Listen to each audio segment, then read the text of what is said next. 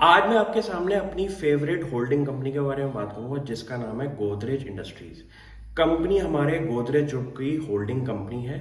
और अगर आप मेरे चैनल को फॉलो कर रहे हैं तो आपने नोटिस किया होगा कि मैंने इसकी लास्ट ईयर भी 2-3 वीडियोस बनाई थी।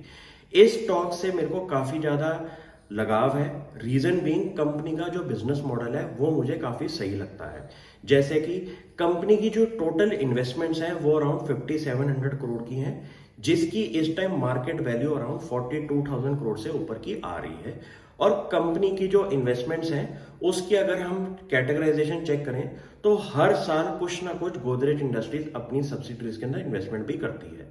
जैसे कि कंपनी का इस साल का जो प्रॉफिट आफ्टर टैक्स है वो अराउंड 40% से ऊपर की ग्रोथ दिखाई दी है।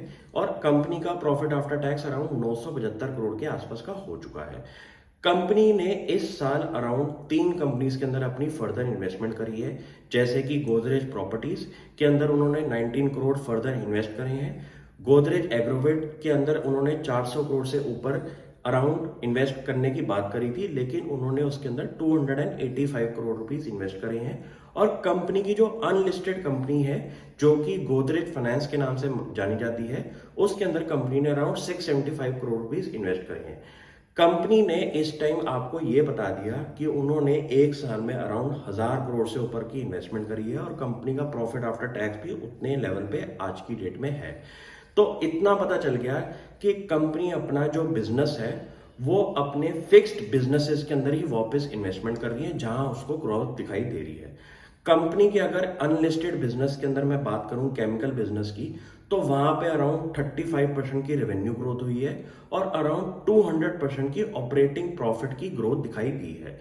इसका मतलब कंपनी का जो केमिकल बिजनेस है वो वहां पे आपको प्राइस रियलाइजेशन बड़ी अच्छी मिली, जिसका फायदा गोदरेज इंडस्ट्रीज को मिला, क्योंकि ये उनका ऐसा बिजनेस है जो कि अनलिस्टेड है और इसका का सारा प्रॉफिट शेयर भी इस कंपनी को ही मिलेगा।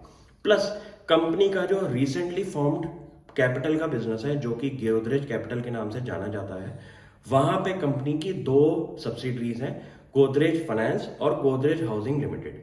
कंपनी ने इस एक साल में 2 साल पुराने बिजनेस के अंदर अराउंड 5000 करोड़ का एयूएम खड़ा कर दिया है। और मुझे लगता है कि गोदरेज ग्रुप जो कि उनका एक सब्सिडरी बिजनेस है जहां पे गोदरेज प्रॉपर्टीज आता है, उसके साथ एक इंटीग्रेशन करके गोदरेज कैपिटल का एक यूनिक ऑफरिंग बन सकती है जहां पे आपको प्रॉपर्टी के अगेंस्ट भी लोन्स मिलेंगे और लोन आपको हाउसिंग लोन्स भी मिल सकते हैं।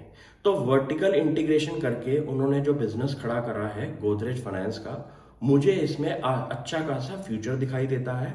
और डिपेंडेबल कंपनी होने की वजह से, पीछे की पेरेंट हुड अच्छी होने की वजह से इस कंपनी में मुझे काफी अच्छे वैल्यू ड्राइवर्स भी दिखाई दिए। कंपनी का शेयर प्राइस अपने ऑल टाइम हाई से अराउंड 10% के डिक्लाइन पे है।